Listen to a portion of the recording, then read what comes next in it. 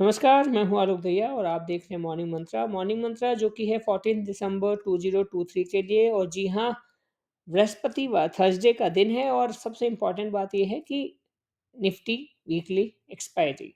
इन सब के बीच में कल के बाज़ार में क्या हुआ, क्या देखा एक गैप डाउन ओपनिंग लगभग एक गैप डाउन ओपनिंग और निफ्टी लगातार प्रेशर में और उसके बाद एक तेज़ी, एक रिकवरी और उस रिकवरी के बीच में हम अमूमन उसी आवरली बेसिस पे बात करें तो एक बड़ा कैंडल जो बना था, उसी के आस-पास हमने क्लोजिंग दी है। अगर इसको बहुत क्लोज़ली देखा जाए तो आपको यहाँ पर एक शूटिंग स्टार मिलेगा।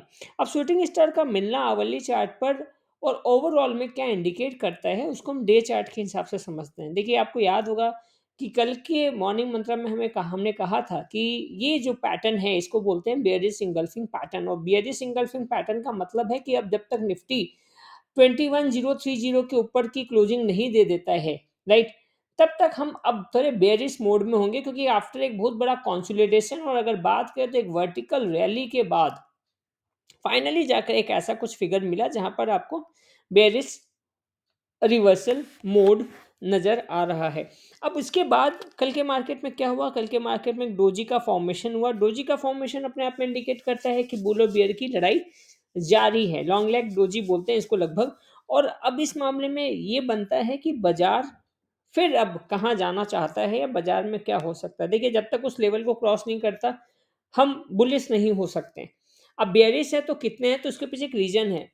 अमूमन हम फिर छुट्टियों की तरफ जा रहे हैं और वो छुट्टी ऐसे है कि जहाँ पर एफआईआई की तरफ से भी बिकवाली देखी जाती रही है और अगर हम डीआईआई की भी बात करें या रिटेल इन्वेस्टर्स की बात करें तो वो भी इंस्टीट्यूशनल इन्वेस्टर की बात करें वो भी कहीं न कहीं छुट्टी के मूड में बने रहते हैं। अब वो छुट्टी का मूड अब दिसंबर के एंडिंग में चालू होता है जो कि कहीं न कहीं 10-15 जनवरी तक चलता है। अब ऐसे में अगर ये पैनिक या धीरे-धीरे मार्केट को खसकाकर इस जगह तक लाए या फिर इमीडिएट बेसिस पे बात करें तो 2690 के आसपास अगर लाता है या यहीं पे कंसोलिडेशन करते हैं तब तक तो ठीक है, अदरवाइज़ ये गिरावट बड़ी हम देख सकते हैं जो कि 2260 2100 के आसपास जाके थमती नज़र आती है। बाज़ार स्टॉक स्पेसिफिक माहौल इसलिए हम बार-बार बोल रहे हैं क्योंकि अगर बाज़ार की हम बात करें तो इंडेक्स वाइज़ जो मोमेंटम है और स्टॉक वाइज़ जो मोमेंटम है दोनों में बड़ा फ़र्क है।